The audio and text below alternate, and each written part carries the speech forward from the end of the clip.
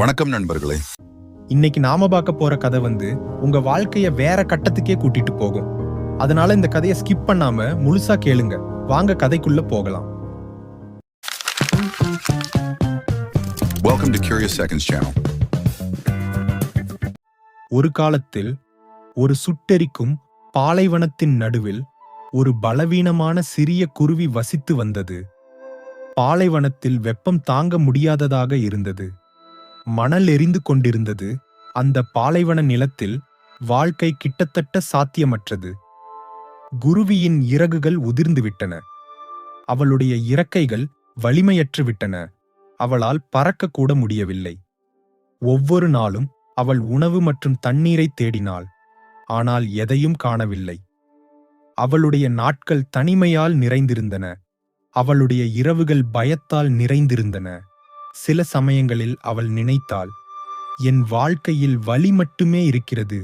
கடவுள் ஏன் என்னை உயிருடன் வைத்திருக்கிறார்?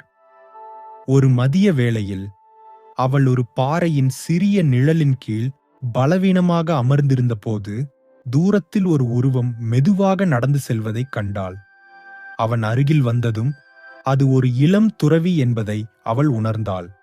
அவன் பயணம் செய்வதால் சோர்வாக தெரிந்தான். ஆனால் அவன் கண்களில் அமைதி இருந்தது.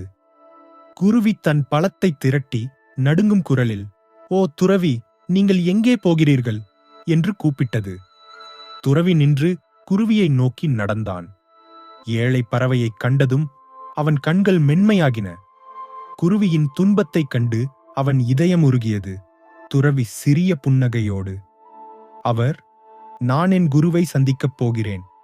அவர் இந்த பாலைவனத்தின் மறுபக்கத்தில் வசிக்கிறார். அவர் மிகுந்த ஞானமுள்ளவர். ஆனால் சரி, நீங்கள் இங்கே என்ன செய்கிறீர்கள்? எப்படி இவ்வளவு பரிதாபகரமான நிலையை அடைந்தீர்கள் என்று சொல்லுங்கள் என்று துறவி கேட்டான். சோகமான குரலில் குருவி பதிலளித்தது, நான் எனது விதியால் மிகவும் துன்பப்படுகிறேன். என் வாழ்க்கை தாங்க முடியாததாகிவிட்டது. நான் பலவீனமாக இருக்கிறேன். என்னால் பறக்க முடியாது. எனக்கு உணவு இல்லை, தண்ணீர் இல்லை, வீடு இல்லை.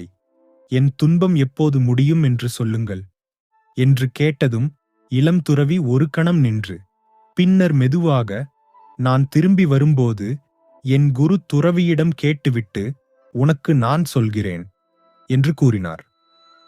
குருவி தலையை தாழ்த்தி, நான் உங்களுக்காக காத்திருப்பேன் என்று கூறியது. பிறகு இளம் துறவி மீண்டும் தனது பயணத்தை தொடர்ந்தான்.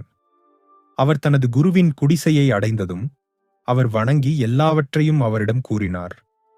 ஐயா, வழியில் நான் மிகுந்த துயரத்தில் வாழும் ஒரு குருவியை சந்தித்தேன் என்று அவர் கூறினார். அதன் துயரம் எப்போது முடிவுக்கு வரும் என்று என்னிடம் கேட்டது. தயவு செய்து எனக்கு பதில் சொல்ல முடியுமா? குரு கண்களை மூடி அமைதியாக யோசித்தார். சிறிது நேரம் கழித்து அவர் கண்களை திறந்து, இன்னும் 10 வருடங்களுக்கு அந்த குருவியின் வாழ்க்கையில் துன்பங்கள் எழுதப்பட்டுள்ளன என்றார். இதை கேட்டதும் சீடர்களின் இதயம் சோகத்தில் மூழ்கியது. ஐயா, 10 வருடங்களா? இதை நான் சொன்னால் அந்த குருவி முற்றிலும் உடைந்துவிடும். இன்னும் 10 நாட்கள் கூட தாங்கும் சக்தி அதனிடம் இல்லை. பிறகு எப்படி அது இன்னும் 10 வருடங்கள் தாங்கும்? குருவே என்றான் இளம் துறவி. குரு தனது சீடனின் தோளில் கை வைத்து அமைதியாக, ஆம், அதனுடைய விதி அப்படித்தான். ஆனால் ஒரு வழி இருக்கிறது. அது என்னவென்றால், பசியாக இருந்தாலும், தாகமாக இருந்தாலும், பலவீனமாக இருந்தாலும், அல்லது தனிமையாக இருந்தாலும், ஒவ்வொரு சூழ்நிலையிலும் அவள் தன் இதயத்தால் கடவுளுக்கு நன்றி சொல்ல வேண்டும் என்று குருவியிடம் சொல். நன்றியுணர்வு அந்த குருவியை துக்கத்தில் ஆழமாக மூழ்காமல் பாதுகாக்கும் என்று கூறினார். திரும்பி வரும் வழியில் குருவி தனக்காக ஆர்வத்துடன் காத்திருப்பதை இளம் துறவி கண்டார். அவரை பார்த்ததும் குருவியின் கண்கள் பிரகாசித்தன. குருவி, ஓ துறவி, உங்கள் குரு என்னை பற்றி என்ன சொன்னார் என்று கேட்டது. சீடர் தயங்கினார். ஆனால் பின்னர் மெதுவாகச் சொன்னார், உனக்கு இன்னும் 10 வருட துன்பம் காத்திருக்கிறது என்று அவர் கூறினார். இதை கேட்டதும் குருவி உறைந்து போய் நின்றது. அதன் சிறிய உடல் நடுங்கியது. அதன் கண்கள் கண்ணீரால் நிரம்பியது. இன்னும் 10 வருடங்களா? நான் இப்படி இன்னும் 10 நாட்கள் கூட வாழ முடியாது. உடனே சீடன் குருவியின் அருகில் மண்டியிட்டு, சின்ன குருவியே, நம்பிக்கையை இழக்காதே. ஒவ்வொரு சூழ்நிலையிலும் என்ன நடந்தாலும் கடவுளுக்கு முழு மனதுடன் நன்றி கூறு. அதை உண்மையாகச் முழு மனதுடன் சொல்லு. எல்லாவற்றிற்கும் எல்லாம் வல்ல இறைவனுக்கு நன்றி என்று. சிட்டுக்குருவி சிறிது நேரம் அமைதியாக இருந்தது. பின்னர் அது, இது எனக்கு எப்படி உதவும் என்று எனக்கு புரியவில்லை, ஆனால் நான் முயற்சிப்பேன் என்று சொன்னது. அன்று முதல் குருவி ஒவ்வொரு சூழ்நிலையிலும் நன்றி சொல்லத் தொடங்கியது. பாலைவனத்தில் பலவீனமாக உணர்ந்தபோது, எல்லாவற்றுக்கும் நன்றி, இந்த சூடான மணலுக்கும் கூட நன்றி என்று குருவி கூறியது. குடிக்க தண்ணீர் இல்லாத போதும் குருவி, எல்லாவற்றுக்கும் நன்றி இறைவா.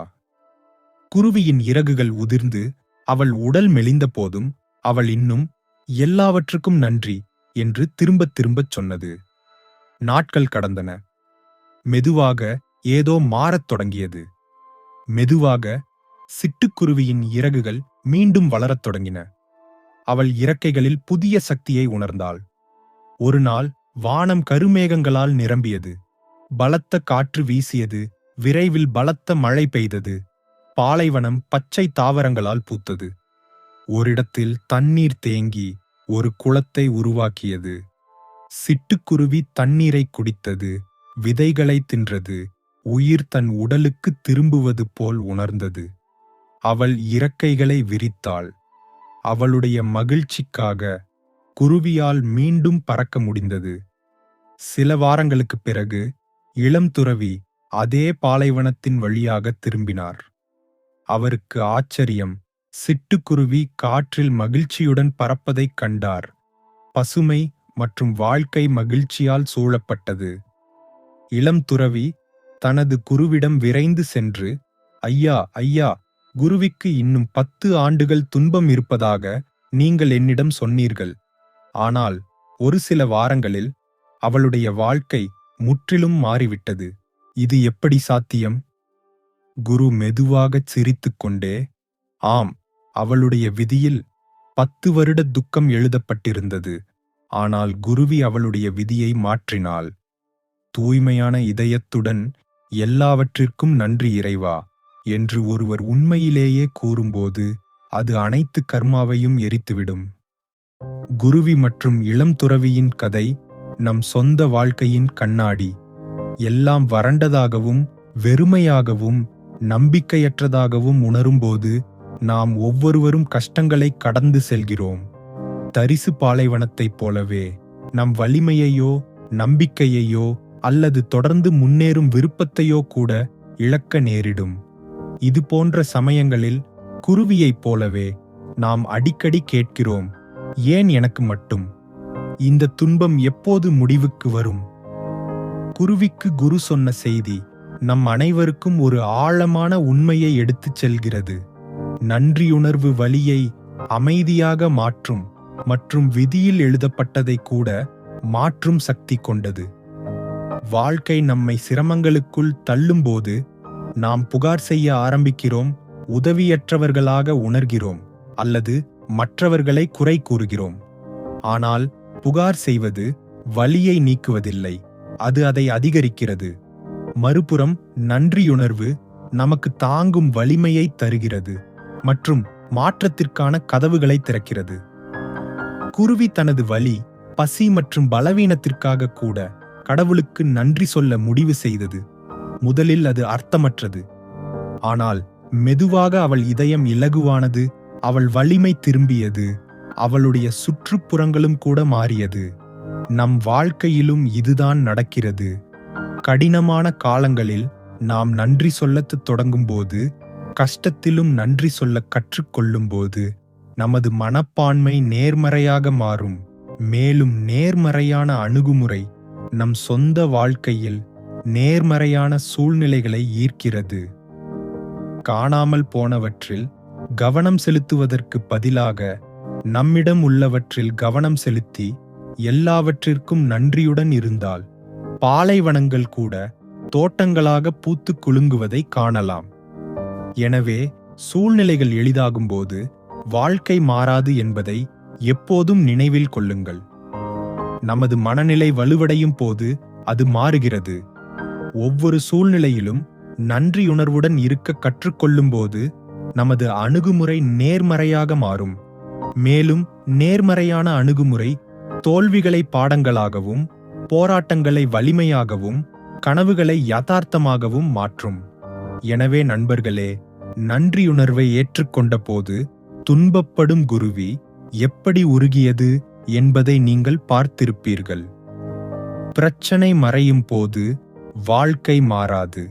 நமது அணுகுமுறை மாறும்போது வாழ்க்கை மாறுகிறது. மேலும் இது போன்ற நல்ல நல்ல கதைகளை தொடர்ந்து பார்த்து மகிழ இந்த சேனலை சப்ஸ்கிரைப் செய்யுங்கள். உங்கள் கருத்துக்கள் மற்றும் வேறு எந்த மாதிரி கதைகளை பார்க்க விரும்புகிறீர்கள் என்று காமெண்ட் பாக்ஸில் தெரிவியுங்கள். இந்த வீடியோ பிடித்திருந்தால் லைக் மற்றும் உங்களுக்கு பிடித்தவங்களுக்கு ஷேர் செய்யுங்கள். மீண்டும் மற்றொரு வீடியோவில் உங்களை சந்திக்கிறேன். நன்றி, வணக்கம்.